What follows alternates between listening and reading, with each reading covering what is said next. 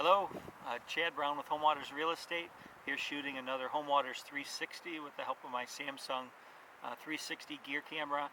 This allows me to shoot all angles at the same time and allows the viewer to pan around and look what's behind me, what's in front of me, look up into the sky, see the tops of the trees, move around and take whatever view in that you like. So this is Monday, April 20th. The Trout Opener is this coming Saturday, always the last Saturday in April. And obviously it's going to be a weird trout opener for a lot of us. Like hunting camp, trout camp, or trout opener is just this holiday we look forward to for many of us, you know, right in order behind Thanksgiving or Christmas comes trout camp. And I'm really fortunate. I'm sitting here at a property called Sprouting Pines. This is the family property of a friend of mine named Dan, and his father and his grandfather all fished these waters, and each generation came up behind the other, learning to fish right here and out front, and fishing longboats on the Isabel, and I'm just really fortunate to be able to spend that opening weekend historically with all these guys. And this year, obviously, we're not going to be able to do it. So hopefully we'll be able to do something later in the season once things get a little more safe. But for now, we're going to have to find something else to do for trout opener. So definitely going to miss the cast of characters at camp. You know, Dan, again, is kind of my primary contact here, the one who invited me into camp. His dad, Tom, is the director, and his buddies are still here. A lot of these guys are in their 70s and 80s, and they've been coming here since they were very young.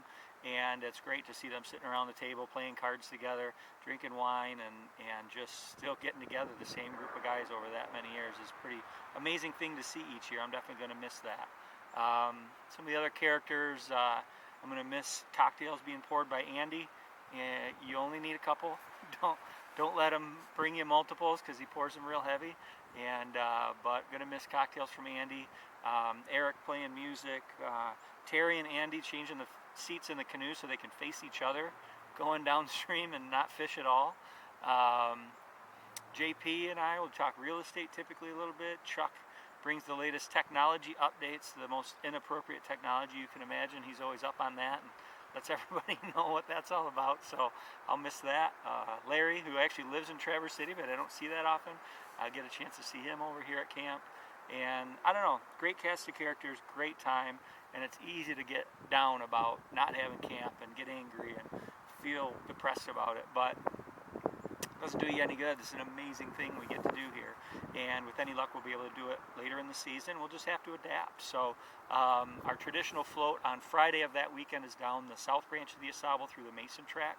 I'm sure some of us local guys will still drop the boats in, floating our own boats, and do that float maybe on Friday. There's a little blue winged olive, by the way, floating by the camera.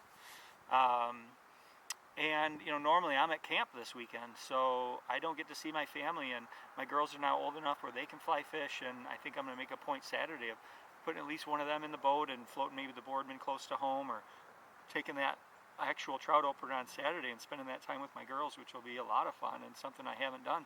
I've been going to trout camps for 30 years, so never had a chance to share that day with my daughter, so I'm excited to have that, and just going to embrace that. You know, what can you do?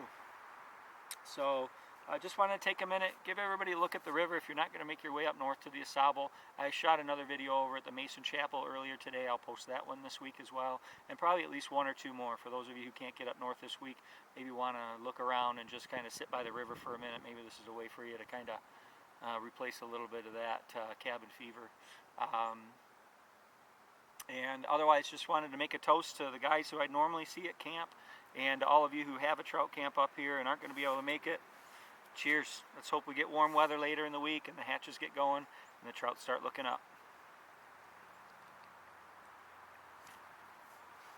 Travel safe, everybody. Hope to see you soon up north.